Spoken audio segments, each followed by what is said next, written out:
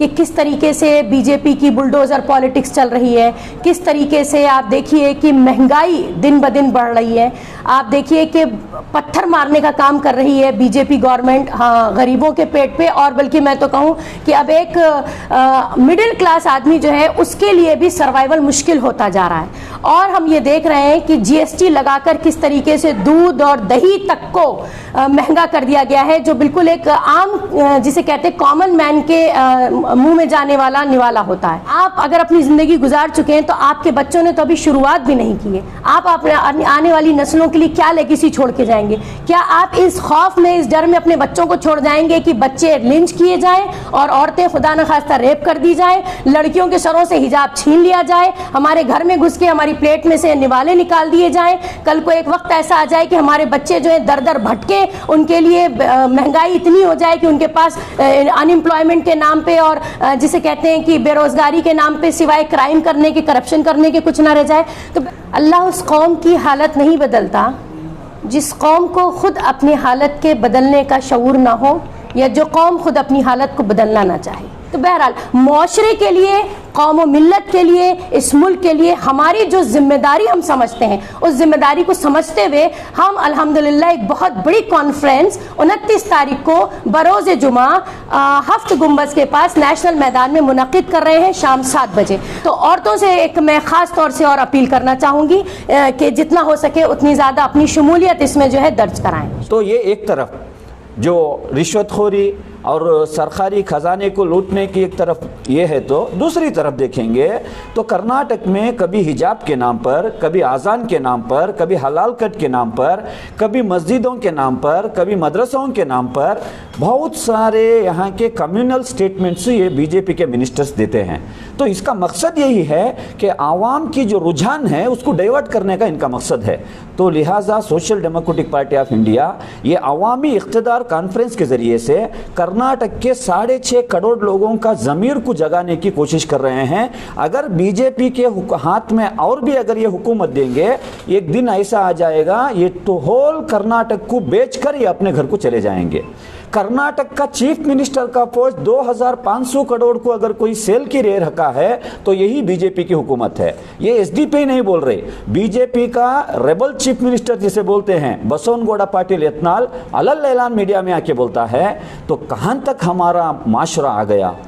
और कर्नाटक का जो कॉन्स्टिट्यूशनल बॉडी है, पुलिस डिपार्टमेंट में एक सब इंस्पेक्टर बनना है तो 50 लाख रुपए अगर आपके हाथ में है तो आप सब मिनिस्टर बन सकते हैं। यही गुलबर्गा से वो स्कैम भी बाहर आया।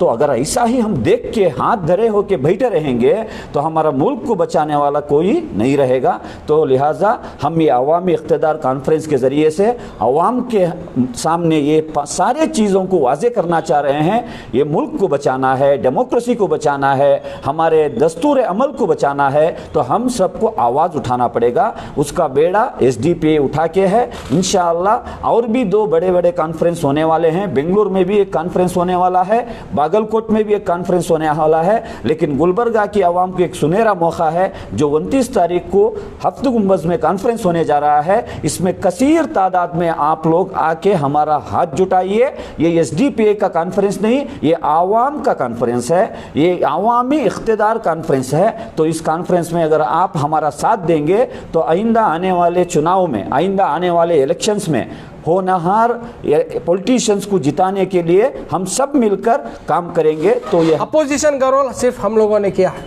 आज आप कांग्रेस को देखिए, जेडीएस को देखिए, ये लोग कब आवाम पे ज़मीनी सतह पे कब उतरते हैं? जब इनके प्रेसिडेंट को, तब जब इनके डीके शिवकुमार को या सोनिया गांधी को या राहुल गांधी को जब कोई तकलीफ होती है तो तब ज़मीन पे ये प्रोटेस्ट करते हैं, घेराव करते हैं, चीख पुकार करते हैं। जब अवाम की जब तकलीफ होती है तो ये खामोश होते हैं। ये इतनी बड़ी पॉलिटिकल पार्टी का काम ये है। जेडीएस एक अपोजिशन पॉलिटिकल पार्टी है बोलकर उसी को मालूम नहीं है कब बीजेपी को सपोर्ट करती है, कब अपोज करती है। खुद देवगौड़ा साहब को नहीं मालूम, खुद कुमार स्वामी को नहीं मालूम।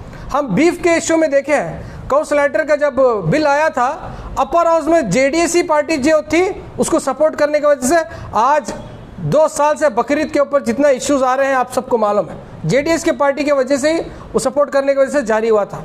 इसके अलावा कितने, ये प्रेसिडेंट ऑफ इंडिया का जो इलेक्शन हुआ है मुर्मू साहिबा को, इनको भी जेडीएस पार्टी ने वोट किया है। तो कौन अपोजिशन है, कौन रूलिंग है, ये जो नाम लेवा सेकुलर पार्टीज है सब लोगों के सामने आया है। जो ज़मीनी सतह पे अवाम के लिए जो रियल अल्टरनेट जो काम कर रहे हैं वो एसडीपीआई है। ये कॉन्फ्रेंस का मकसद यही है कि हम एक अल्टरनेट तौर पर एक पॉलिटिकल पार्टी को हम पेश करना चाहते हैं। हम रिक्वेस्ट करते हैं कि आवाम को इसको कबूल करें। हम आप तारीफ़ करते हैं कि सही में ये लोग ग्राउंड पे उतर के काम करते हैं, लेकिन हमें और आपका सपोर्ट चाहिए, हमें और आपका ताउन चाहिए। और हमारे जो बड़े बड़े जो लीडर्स आ रहे हैं, जो नेशनल के स्टेट के लीडर्स आ रहे हैं, उनको भी आप सुनना है। नेशनल के हमारे अशोक यादव साहब है जो महाराष्ट्र के बहुत बड़े लीडर हैं, वो हमारे प्रोग्राम को आ रहे हैं। अब्दुल हन्नान साहब जो नेशनल वर्किंग कमेटी के मेंबर हैं, जो एक्स स्टेट प्रेसिडेंट थे कर्नाटक के, वो आ रहे हैं। और साबिका जो अब्दुल मजीद साहब जो मैसूरी है, जो लास्ट टाइम सेकेंड पोजीशन पे आए थे मैसूर एमएलए इलेक्शन में, सिर्फ कुछ 4000 वोट से जो हारे थे, अब इस बार स्टेट प्रेसिडेंट है, वो भी गुलबर्गा शरीफ आ रहे हैं। हमारे जो फायर ब्रांड जो दलित लीडर हैं भास्कर प्रसाद साहब, वो भी गुलबर्गा तशरीफ ला रहे हैं। इनके अलावा बहुत सारे हमारे स्टेट के लीडर्स आ रहे हैं। साथ साथ दूसरे जो सोशल एक्टिविस्ट और पॉलिटिकल एक्टिविस्ट, उनको भी हम लोगों ने मदु किया है। एक हमारे स्वामी जी हैं लिंगायत के, उन्होंने भी आ रहे हैं। तो मुख्तलिफ एक रेंज ऑफ आपको स्पीचेस मिलने का एक मौका मिलेगा। कर्नाटक में, देश में और गुलबर्गा में क्या चल रहा है वो भी लोगों को मालूम होने के इम्कानात, आपको नॉलेज मिलेगा। तो अब तमाम आवाम को मैं और एक मरतबा रिक्वेस्ट करता हूँ कि 29 जुलाई को ठीक 7 बजे तारीख़ी मैदान नेशनल कॉलेज ग्राउंड में हमारा प्रोग्राम रखा गया है। मैं सभी से और एक मरतबा रिक्वेस्ट करता हूँ, सभी लोग आकर ये प्रोग्राम को सक्सेस करें। शुक्रिया। ये मुल्क में जो डेमोक्रेसी है, जो जमहूरी निज़ाम है, आज ये अनार्की की ओर बढ़ते हुए जा रहा है। अगर देखेंगे कर्नाटक में पिछले 3 साल पहले जो बीजेपी हुकूमत रूलिंग में आई थी, एक बहुत ही गलत तरीके से 17 बॉम्बे बॉयज़ को बॉम्बे रिसोर्ट्स में जो गाय बकरियों के जैसा लाखों के रुपए में, करोड़ों के रुपए में ख़रीद कर एक इलेक्टेड गवर्नमेंट को डाउन करते हुए उन हुकूमत में आए थे।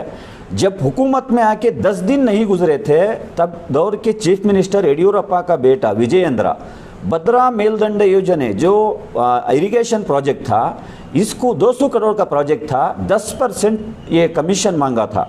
तो बहुत बड़ा वाबिला मचा था। हम समझ रहे थे, अब तक सुन रहे थे 5%, 3%, 4%।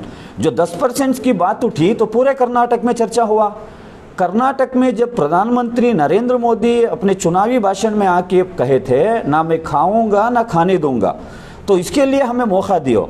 जब 10% की बात आई, एक भी लफ्ज़ प्रधानमंत्री के मुंह से नहीं निकला।